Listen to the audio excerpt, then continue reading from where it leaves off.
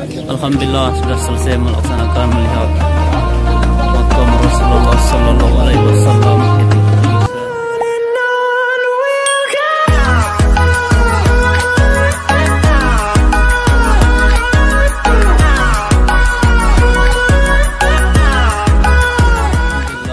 Assalamualaikum warahmatullahi wabarakatuh. Alhamdulillah akhirnya sudah selesai melaksanakan sholat subuh. Sekarang bersama teman-teman yang ada di sini. Semoga amal ibadah kita diterima oleh Allah Subhanahu wa taala. Amin amin ya. Warahmatullahi wabarakatuh. Apa kabar sahabat semuanya? Semoga baik-baik saja. Kali ini saya berbagi tentang mengunjungi makam-makam yang ada di Madinah.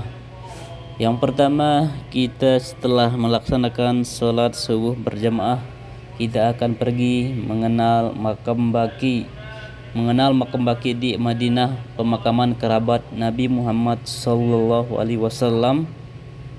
Saat umat muslim melakukan ibadah haji atau umrah, biasanya mereka turut berkunjung ke makam baki, komplek pemakaman di Madinah yang sudah ada sejak zaman Rasulullah Sallallahu Alaihi Wasallam. Makam baki atau al-baki memiliki arti taman pohon, di mana makam ini dikenal sebagai Jannat al-Baki atau Jannatul Baki karena kesuciannya. Beberapa sahabat dan kerabat Nabi Muhammad Sallallahu Alaihi Wasallam turut dikubur di pemakaman tersebut. Sahabat bernama As'ad bin Zurarah yang merupakan golongan Ansor, kaum yang menerima hijrah Nabi Muhammad Sallallahu Alaihi Wasallam dari Mekah ke Madinah, merupakan orang pertama yang dikuburkan di sana. Beberapa orang terdekat Nabi Muhammad Sallallahu Alaihi Wasallam yang juga dimakamkan di sana, yakni bibinya Safiyah dan Atikah binti Abdul Muttalib, Ruqayyah, Fatimah, Zainab. Selain itu diperkirakan lebih dari 1000 sahabat Nabi Muhammad Sallallahu Alaihi Wasallam turut dimakamkan di sini. Namun demikian, saat berkunjung atau berziarah dilarang membawa kembang ataupun bunga untuk ditaburi di atas makam. Nah, haji.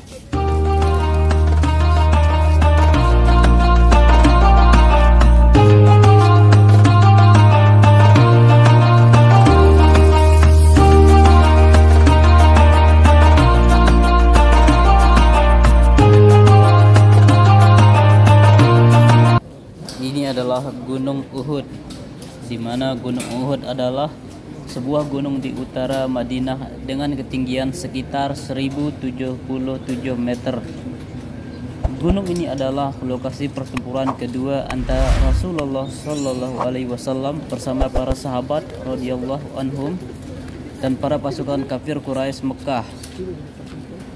Pertempuran Uhud terjadi pada tahun ke-2 Hijriyah. Kaum muslimin yang berjumlah 700 pasukan dari Madinah yang dipimpin oleh Nabi Muhammad Sallallahu Alaihi Wasallam tempat di barat laut Jazirah Arab dengan kaum kafir Quraisy yang berjumlah 3000 pasukan yang dipimpin oleh Abu Sufyan. Dalam perang Uhud ini, kaum muslimin meraih kemenangan dan memukul mundur pasukan kafir Quraisy, di mana Gunung Uhud terbentuk dari batu granit warna merah memanjang dari tenggara ke barat laut dengan panjang 7 km dan lebar hampir 3 km. Gunung ini adalah gunung terbesar dan tertinggi di Madinah. Di kaki gunung bagian selatan terdapat pemakaman para syuhada. Salah satunya adalah Hamzah bin Abdul Muttalib, paman dan saudara persusuan Nabi Muhammad Sallallahu Alaihi Wasallam.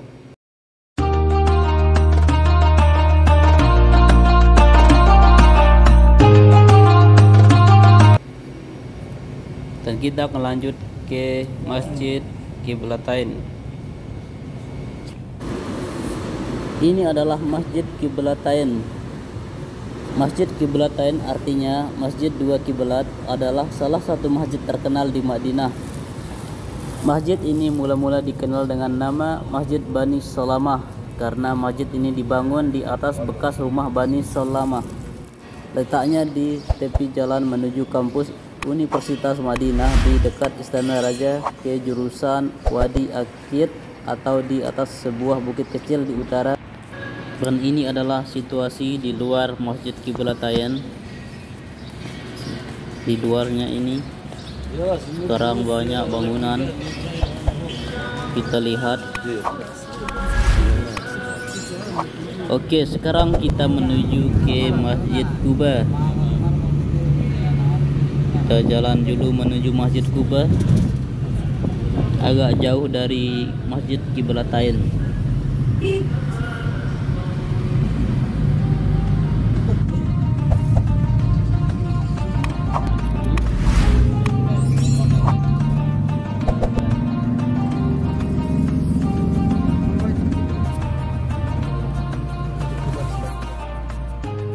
Dan sekarang kita menuju ke Masjid Quba, di mana masjid pertama yang dibangun oleh Rasulullah Shallallahu Alaihi Wasallam. Masjid Quba merupakan salah satu rumah ibadah yang sejarahnya lekat dengan Nabi Muhammad Shallallahu Alaihi Wasallam, sebab masjid ini dibangun sendiri oleh Rasulullah. Masjid Quba berada di tepi kota Madinah.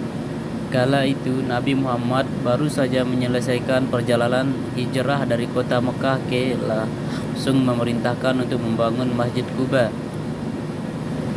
Dikutip dari buku amalan di Tanah Suci, membantu haji dan umrah, Anda lebih produktif. Karya haji Nabi Muhammad singgah di Madinah selama 4 hari dan disambut meriah oleh para penduduk. Allah Subhanahu wa Ta'ala dalam Quran surat At-Taubah ayat 108 juga berfirman mengenai kehebatan Masjid Quba sebagai berikut.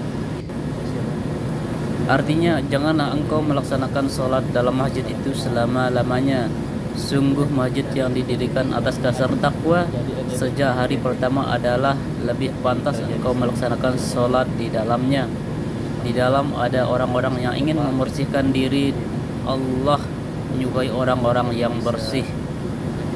Sejarah Masjid Quba dibangun pada 8 Rabiul Awal atau 23 September 622 Masehi. Masjid ini berdiri di atas kebun kurma seluas 1.200 meter persegi. Kemudian masjid direnovasi sehingga luasnya saat ini mencapai 5.860 meter persegi, sehingga dapat menampung 20.000 jamaah. Menarik